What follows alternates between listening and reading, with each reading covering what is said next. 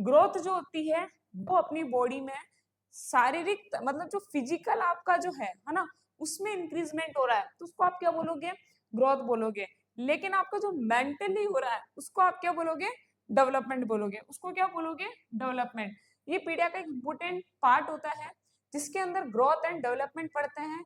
जो ग्रोथ होता है और डेवलपमेंट होता है, इसके बारे में समझना कि ग्रोथ क्या होता है, डेवलपमेंट क्या होता है। तो देखो जो ग्रोथ होता है, जो ग्रोथ होता है और एक आएगा डेवलपमेंट।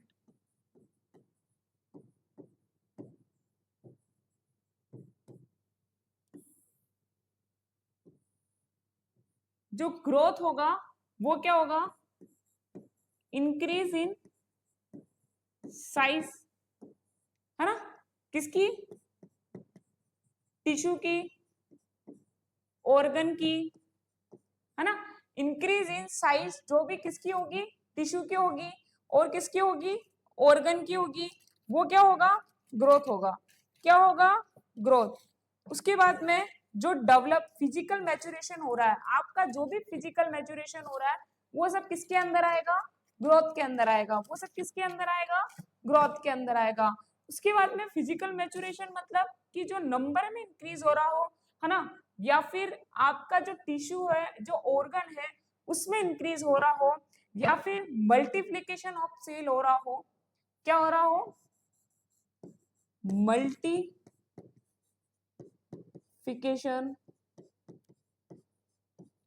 ऑफ सेल हो रहा हो। मल्टीप्लिकेशन मतलब क्या होना, एक से दो सेल, दो से तीसरी, तीसरी से चौथी, मल्टीप्लिकेशन ऑफ सेल हो रहा हो, है ना, होल बॉडी के अंदर। ये कौन सी होती है, क्वांटिटी होती है। ये कौन सी होगी, क्वांटिटिव। ये कौन सी होगी, क्वालिटिव। इसके अंदर क्या होगा, मैच्योरेशन होगा, है ना। वो भी कौन सा, इसके अंदर फिजिकल मैच्योरेशन हो रहा था, इसके अंदर कौन सा होगा, फिजियोलॉजिकल मैच्योरेशन। कौन सा मैच्योरेशन होगा, फिजियोलॉजिकल मैच्योरेशन। ग्रोथ एक टाइम के बाद क्या होती है, रुक जाती है ना। ग्रोथ क्या होती है कि एक टाइम आता है, it not life time, but ये क्या होती है, लाइफ टाइम होती है ना। ये चलती ही रहती है ना। देखो जैसे ग्रोथ मतलब क्या हो रहा है कि आप जो हो, आपकी आप जब बचपन में थे तो आपकी हाइट क्या थी, कम थी। अब आप क्या हो गए, थोड़े बड़े हो गए तो आपकी हाइट भी बढ़ गई, है ना। आपका वेट पहले कम था, अब आपका वेट ज्यादा हो गया। मतलब कि आप में क्या आ गया है कि चेंजेस आ गए, आपकी क्या हो गई है, ग्रोथ, है ना, वृद्धि हो गई है। आपकी क्या हो गई है, वृद्धि हो गई है। उसके बाद में डेवलपमेंट वो होता है, विकास, है ना। जैसे कि आप, ये क्वांटिटिव इसलिए है, इसको आप मेजरमेंट कर सकते हो। कैसे मेजरमेंट कर सकते हो, जैसे कि ग्रोथ है, उसको आप क्या कर सकते हो, जैसे कि इंच में, है ना, हाइट को माप सकते हो, वेट को केजी में माप सकते हो। ये सब आप क्या कर सकते हो, हाइट को और वेट को, इनको केजी में, इनमें माप सकते हो। उसके बाद में आता है कि जो ग्रोथ होता है वो क्या होगा, कि क्वांटिटिव है, ये क्वालिटिव है। इसकी increase in size and tissue and organ होता है, इसके अंदर फिजियोलॉजिकल मैच्योरेशन होता है। ये लाइफ टाइम तक नहीं चलती है, जबकि ये होती है जो कहाँ तक चलती है, लाइफ टाइम तक चलती है। इसके अंदर क्वांटिटी होती है क्योंकि इसको मेजरमेंट कर सकते हैं, इसको आप मेजरमेंट नहीं कर सकते, इसलिए कौन सी होती है, क्वालिटी होती है। इसके अंदर सबसे पहले आता है जो इन्फेंट होता है। The term newborn reference to any preterm term and post-term mature child, newborn or neonate less than 28 days, है ना, the infancy 1 month of age to 1 year of age, average full term baby होना चाहिए, born after 38 to 48 weeks of pregnancy होना चाहिए। ये important चीज है कि जो ये होता है टर्म बेबी कौन सा होता है, जो 38 टू 42 वीक्स ऑफ प्रेगनेंसी में पूरा कंप्लीट करके बाद में आता है। अगर उससे पहले हो जाए, कब, 37 वीक, है ना, 37 वीक पर हो जाए तो उसको आप क्या बोलोगे, प्रीटर्म बोलोगे, उसको क्या बोलोगे, प्रीटर्म, है ना। प्रीटर्म किसको बोलोगे, अगर जो बेबी है वो 37 वीक से पहले पैदा हो गया ना, बिफोर। और पोस्ट टर्म में क्या होगा, ये क्वेश्चन आता है एग्जाम में कि वो कब हुआ, 42 वीक के बाद में पैदा हुआ, आफ्टर, है ना, 42 वीक के बाद में उसका बर्थ हुआ।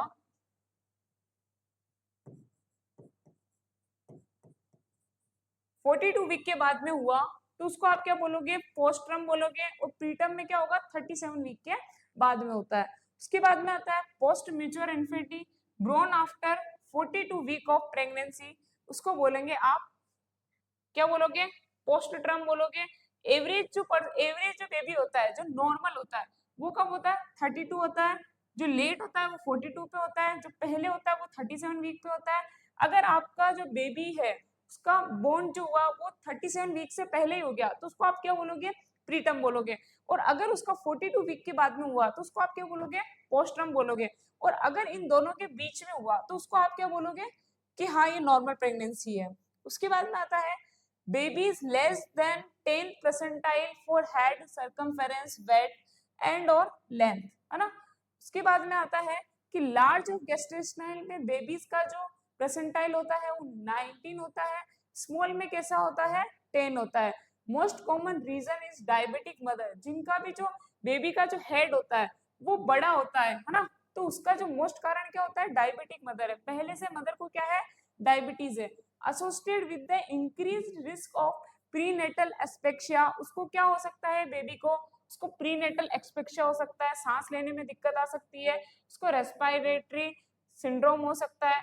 उसको हाइपोग्लाइसेमिया हो सकता है, मतलब जो ग्लूकोज का लेवल है, ग्लूकोज का जो लेवल है वो कम हो सकता है ना। उसको रेस्पिरेटरी डिस्ट्रेस सिंड्रोम हो सकता है। क्या हो सकता है उसको, रेस्पिरेटरी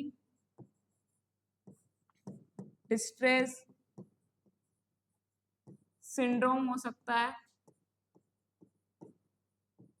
उसको रेस्पिरेशन में डिफिकल्टी हो सकती है।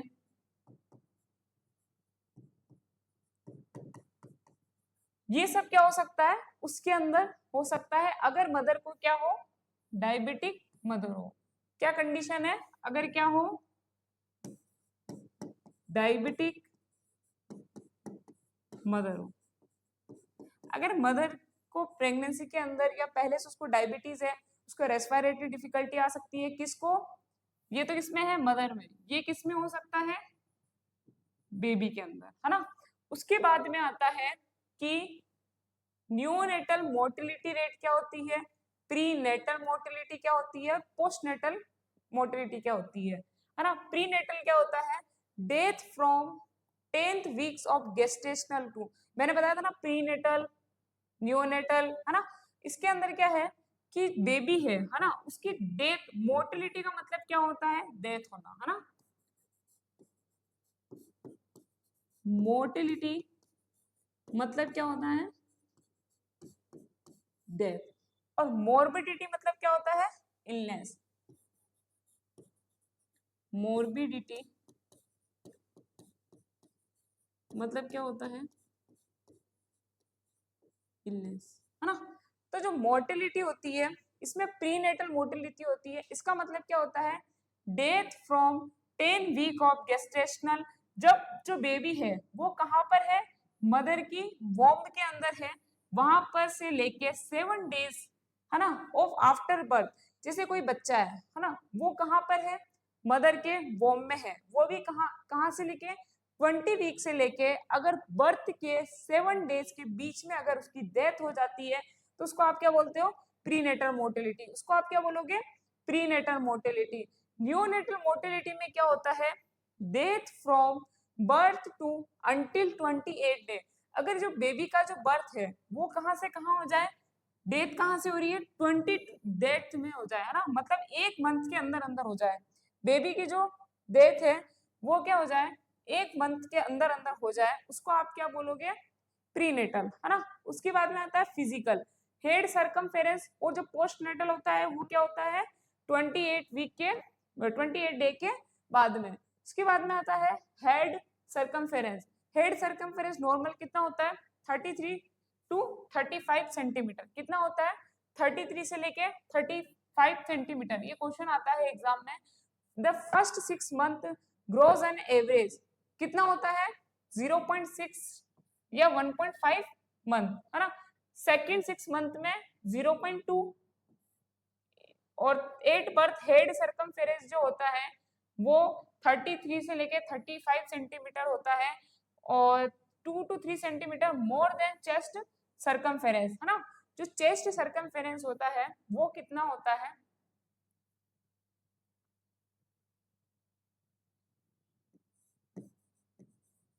चेस्ट सरकमफेरेंस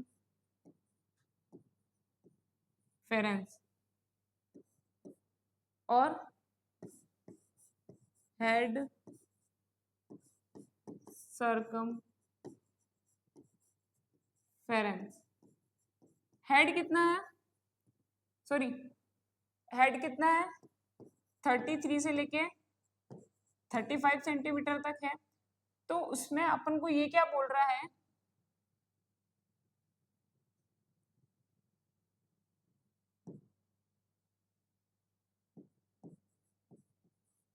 ये बोल रहा है कि 8 birth head circumference is 33 to 35 centimetre approximately 2 to 3 centimetre more than chest circumference. तो चेस्ट सरकमफेरेंस इससे क्या होगा, कम होगा। कितना होता है 31 टू लेके 33 सेंटीमीटर। ये कब की बात है, बर्थ की। लेकिन आफ्टर 1 to 2 ईयर ऑफ ए, लेकिन ये तो है बर्थ टाइम की बात, लेकिन after 1 to 2 year both equal. कौन कौन बहुत इक्वल, चेस्ट सरकमफेरेंस और हेड सरकमफेरेंस दोनों क्या हो जाते हैं, सेम हो जाते हैं। मतलब हेड सरकमफेरेंस जितना होगा उतना ही क्या हो जाएगा, चेस्ट सरकमफेरेंस हो जाएगा। उसके बाद में आएगा वेट जो होता है, ये क्वेश्चन भी आता है कि बेबी का वेट डबल कब होता है 5 to 6 मंथ, ट्रिपल मतलब 3 गुना कब होता है 1 साल में या 12 मंथ में। Lower central incisor are present by 6 to 8 month infant has 10 upper and 10 lower deciduous teeth by 20। सबसे पहले जो फर्स्ट टीथ आता है वो कब आता है, जो फर्स्ट टीथ आता है वो आता है 6 मंथ से लेके 7 मंथ के बीच में। कब आता है 6 से लेके 7 मंथ के बीच में। और सबसे फर्स्ट जो टीथ होता है वो कौन सा आता है, लोअर सेंट्रल इंसीजर। कौन सा आता है, lower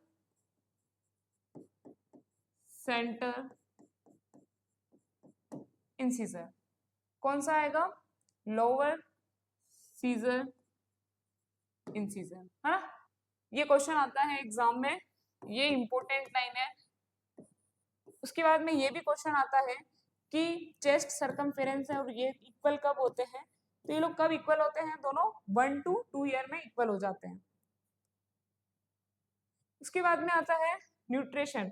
breast milk is the ideal food होता है ना। ब्रेस्ट मिल्क जो होता है वो क्या होता है, आइडियल मिल्क होता है। टिथ भी 2 टाइप्स के होते हैं, एक होता है टेम्परेरी टिथ, एक होता है परमानेंट टिथ। टेम्परेरी टिथ जो होता है वो 2 या 6 साल के बीच में गिरते रहते हैं वापस, फिर जो परमानेंट टिथ होते हैं वो कहाँ तक चलते हैं, लाइफ टाइम तक चलते हैं। उसके बाद में न्यूट्रिशन, बेबी को न्यूट्रिशन कहाँ से मिलेगा, ब्रेस्ट मिल्क से मिलेगा।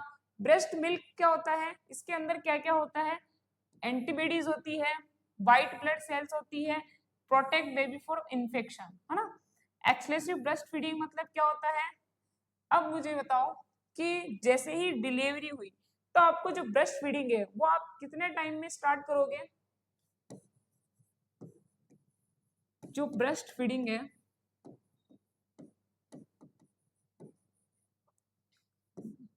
अगर किसी की नॉर्मल डिलीवरी हुई है ना,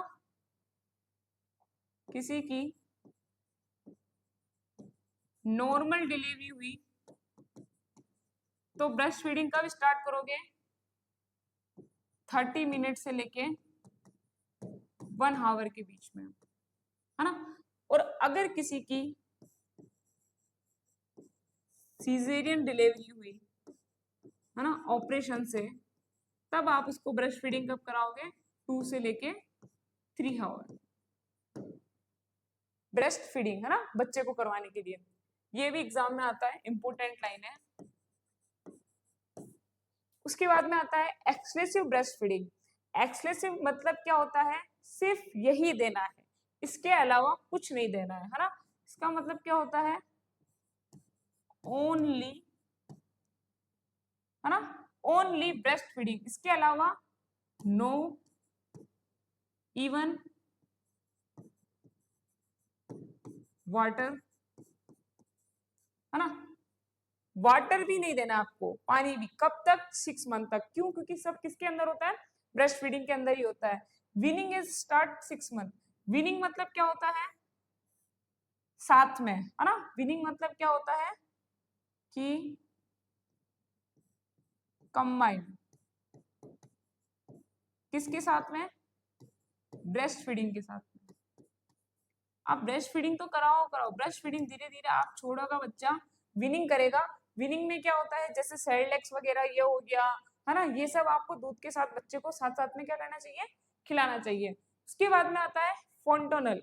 फोंटोनल दो होते हैं, एक होता है एंटीरियर, एक होता है पोस्टीरियर। इसके कैरेक्टरिस्टिक्स होते हैं, फोंटोनल जो होते हैं उसका कैरेक्टरिस्टिक्स क्या है कि जो एंटीरियर होता है, ये भी क्वेश्चन आता है, एंटीरियर का शेप कौन सा होता है? डायमंड शेप, है ना। और पोस्टीरियर का कौन सा होता है? Triangular shape. ये कितना होता है? 3 से 4 सेंटीमीटर। ये कितना होता है? 0.5 टू 1 सेंटीमीटर।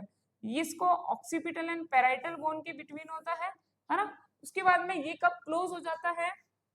12 मंथ से लेके 18 मंथ में क्लोज हो जाता है, या फिर 1 से लेके 1.5 साल में, और ये 2 से लेके 3 मंथ में क्लोज हो जाता है। अगर ये फंटानल क्लोज नहीं हो तो वो आपको क्या करेंगे?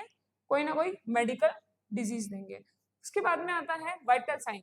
न्यूबॉर्न का जो टेम्परेचर होता है कितना होता है? 97.9 डिग्री।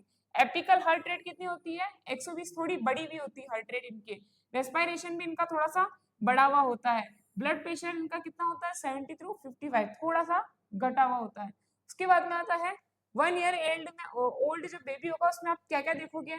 उसका जो टेम्परेचर है 97 रहेगा, उसकी हार्ट रेट इतनी रहेगी, रेस्पिरेशन थोड़ा सा बड़ा रहेगा, ब्लड प्रेशर भी थोड़ा सा बढ़ जाएगा। वो न्यूनेट में था। उसके बाद में आएगा डेवलपमेंट माइलस्टोन। डेवलपमेंट में क्या आएगा? 2 से लेके 3 मंथ। सबसे पहले आपने देखा होगा ना, 2 से 3 मंथ के जो बच्चे होते हैं वो क्या करने लग जाते हैं? स्माइल पास करने लग जाते हैं, है ना। उसके बाद में सोशल स्माइल, है ना। उसके बाद में क्या आएगा? टर्न्स हेड टू साइड, मतलब वो अपने जो हेड है उसको ऐसे घुमाने लग जाएगा, है ना। क्राइज यानी रोने लगेगा। Able to left head up to has on, है ना, अपने जो हेड है उसको लेफ्ट साइड में घुमाने की कोशिश करेगा। उसके बाद में अगर 4 to 5 मंथ वाला बच्चा क्या क्या कर सकता है? Graphs object. ग्राफ्स मतलब चीजों को पकड़ना सीखेगा, है ना, एक हैंड से दूसरे हैंड में देगा, है ना, one two another. Roll over for the first time, वो ना ऐसे घूमना सीखेगा, मतलब उल्टा होके वापस सीधा होना सीखेगा। इंजॉय सोशल इंटरेक्शन, उसको अच्छा लगेगा, है ना। बिगोन्स टू द शो मेमोरी, उसको कुछ ऐसे दिखेगा कि हाँ ये कौन है, रिकॉग्नाइज करना सीखेगा, है ना। और अवेयर टू अनफेमिलियर, उसको जो फैमिली वाले होंगे उनके साथ तो रह लेगा, जो फैमिली वाले नहीं होंगे उनके पास वो नहीं जाएगा। उसके बाद में आता है 6 to 7 मंथ। 6 to 7 वाला बच्चा क्या करता है? सीट बैठना तो सीख जाता है, लेकिन किसके साथ बैठेगा? सपोर्ट के साथ में बैठेगा, है ना। उसके बाद में आएगा एग्जिबिटिव फियर टू, उसको स्ट्रेंजर से डर लगेगा, उसका फ्रिक्वेंट मूड स्विंग होने जाएगा, रोने लग जाएगा, हंसने लग जाएगा, और वो बाय बाय बोलना भी सीख जाता है ना। उसके बाद में आता है 8 to 9 मंथ। 8 to 9 वाला बच्चा क्या करता है, अनसपोर्ट के भी बैठने लग जाता है, क्राउल्स करने लगता है, मे स्टैंड व्हाइल होल्डिंग ऑन, थोड़ा खड़ा होने की कोशिश करता है चीजों को पकड़कर, begins to stand without help, है ना, और क्या करता है, हेल्प करके वो क्या हो सकता है, खड़ा हो सकता है, खड़े होने की कोशिश करता है।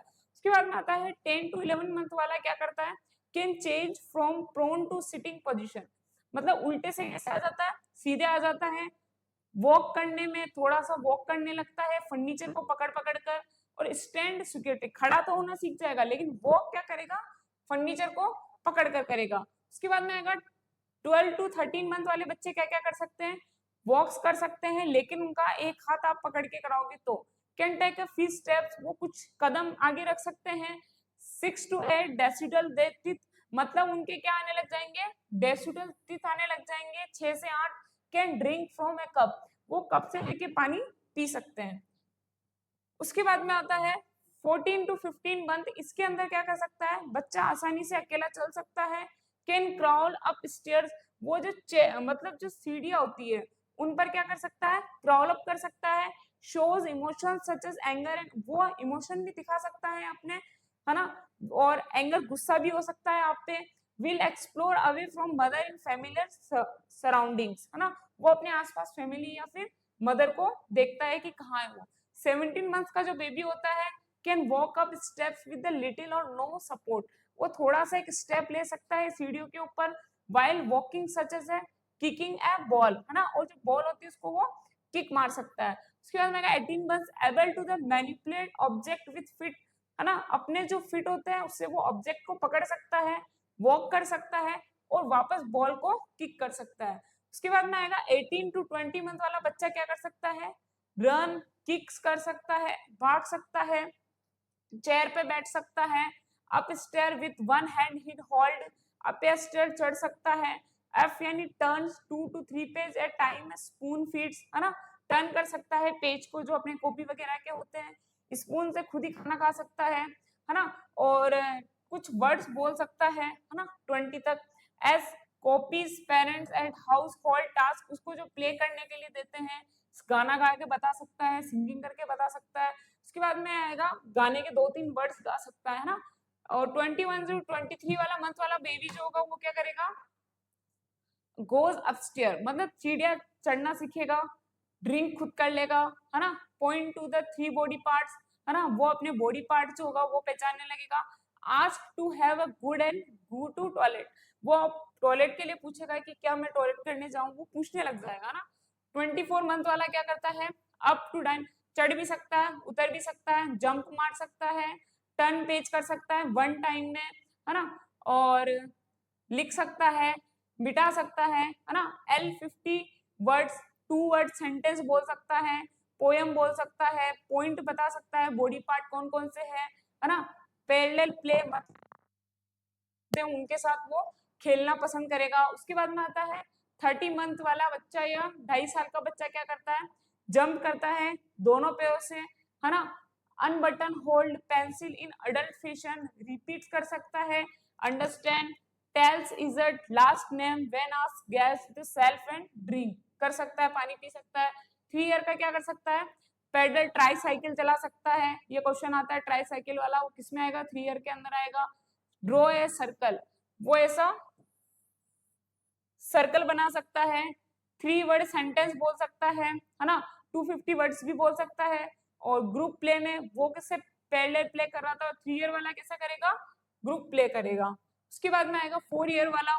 4 ईयर में क्या होता है कि the right tricycle cleans alternate foots going to the down stairs, वो नीचे उतरेगा, अल्टरनेटिव मतलब एक सीढ़ी छोड़कर दूसरी सीढ़ी, कैच कस बॉल, बॉल को कैच कर सकता है, ड्रॉ क्रॉस कर सकता है ना। उसके बाद में आएगा now's the 3 to 4 colour the count 10, वो 3 to 4 कलर भी बता सकता है, 10 तक काउंट भी कर सकता है, से सॉन्ग एंड पोएम भी गा सकता है, उसकी मेमोरी में याद आ जाता है। ड्रेसेस विद द सुपरविजन, वो ड्रेसेस वगैरह भी पहन सकता है ना।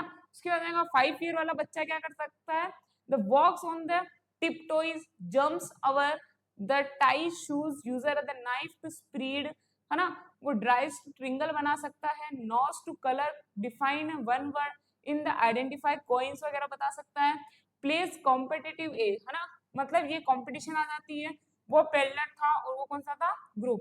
उसके बाद में आएगा 6 ईयर वाला कि the rides the bicycle, bicycle चला सकता है ना, वो ट्राईसाइकिल चला रहा था। Draws person with 6 body part बना सकता है। नाउज राइट फ्रॉम लेफ्ट, और उसको पता होता है कि मेरे आसपास क्या चीजें चल रही है। 8 ईयर का बच्चा डायमंड बना सकता है, टेल टाइम्स बता सकता है, रीड कर सकता है, सेंस ऑफ ह्यूमर आने लग जाता है उसके 8 ईयर के अंदर। टोडलर, है ना, head circumference increase 1 inch between 1 to 2 year, then increase per year until age 5, है ना, 5 ईयर तक हेड सर्कमफेरेंस बढ़ता रहता है। एंटीरियर फ्रंटानल क्लोज कब होता है, 12 to 18 मंथ। पोस्टीरियर कब क्लोज हो रहा था, 2 to 3 मंथ। वेट गेन होता है स्लोअर देन इन्फेंसी, इन्फेंट के अंदर जो वेट होता है वो थोड़ा ये इन्फेंट के मुकाबले टोडलर में वेट जो होता है कम गेन होता है। एवरेज वेट होता है 10 टू लेके 12.27 kg। उसके बाद में आएगा वाइटल साइन, वही 97.5 होता है। रेस्पिरेशन नॉर्मल होने लगता है, ब्लड प्रेशर भी थोड़ा नॉर्मल होने लगता है। बाउल पे कंट्रोल करना सीखते हैं टोडलर।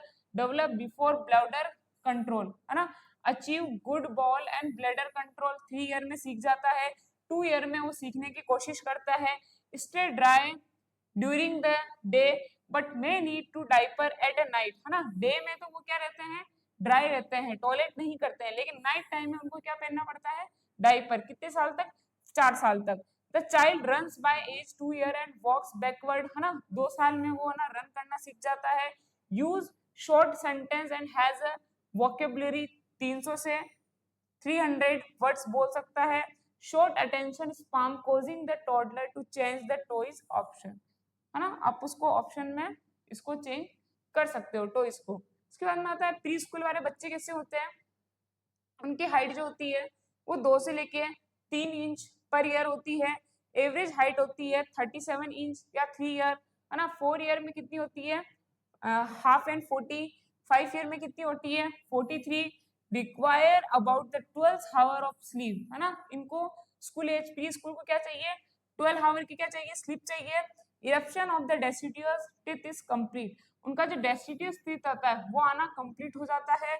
वोकेबुलरी 900 वर्ड्स बोल सकते हैं, है ना, या फिर 2100 वर्ड्स बोल सकते हैं। एज ऑफ 5 में, by age of 4 day control of bowel control and bladder but may be bed wetting कर सकते हैं, है ना। डे टाइम में तो वो बाउल और ब्लैडर को कंट्रोल कर सकते हैं, लेकिन नाइट टाइम में मे बी बेड वेटिंग यानी बेड को गीला कर सकते हैं। Require regular socialization with mates of similar age, है ना, उनको क्या होती है, रेगुलर सोशलाइजेशन और सिमिलर एज की जरूरत होती है। Play activities include the large space for running and jumping. उसके बाद में आता है वाइटल साइन, वही उनका जो टेम्परेचर होता है 97 to 5 होता है। रेस्पिरेशन नॉर्मल होता है, ब्लड प्रेशर थोड़ा नॉर्मल आने लगता है। एपिकल हार्ट रेट जो होती है वो भी, पल्स रेट जो होती है वो भी थोड़ी नॉर्मल आने लगती है। उसके बाद में आता है स्कूल गोइंग चाइल्ड, वो कैसा होता है, girls usually grow faster than boys, है ना, girls is growth is about 2 inch per year between age 6 to 12, 2 inch per year बढ़ती है ग्रोथ। हाइट ईयर 45 इंच होती है, हाइट 12 ईयर 59 इंच हो जाती है। वेट 4% बढ़ जाता है।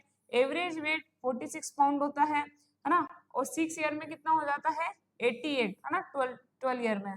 The first permanent teeth erupt age 6, permanent teeth कब आता है, फर्स्ट 6 ईयर में। द टेम्परेचर ओरल 97, एपिकल जो हार्ट रेट होती है वो नॉर्मल होती है, रेस्पिरेशन नॉर्मल आने लगता है, और जो ब्लड प्रेशर होता है वो भी नॉर्मल आने लगता है। उसके बाद में होता है अडोलसेंट। अडोलसेंट जो होती है वो एज होती है, puberty is the mature oral hormonal and growth process occur when the reproductive organ begins a function. यहाँ पर जो रिप्रोडक्टिव ऑर्गन होते हैं, है ना, वो सेकेंडरी सेक्स कैरेक्टरिस्टिक्स दिखाई देते हैं, कब दिखाई देते हैं आपको, जब अडोलसेंट होते हो, है ना। बॉडी मास इंक्रीज हो जाता है ना, the sebaceous and sweet glands become the active हो जाती है इस टाइम पर। बॉडी हेयर डिस्ट्रीब्यूशन अगर increase in the height, weight, breast development होता है फर्स्ट, है ना। फीमेल में जो प्यूबरिटी होती है सबसे पहले क्या आता है, ब्रेस्ट डेवलपमेंट। और जो मेल होता है उसके अंदर क्या होता है, टेस्टिस इनलार्जमेंट।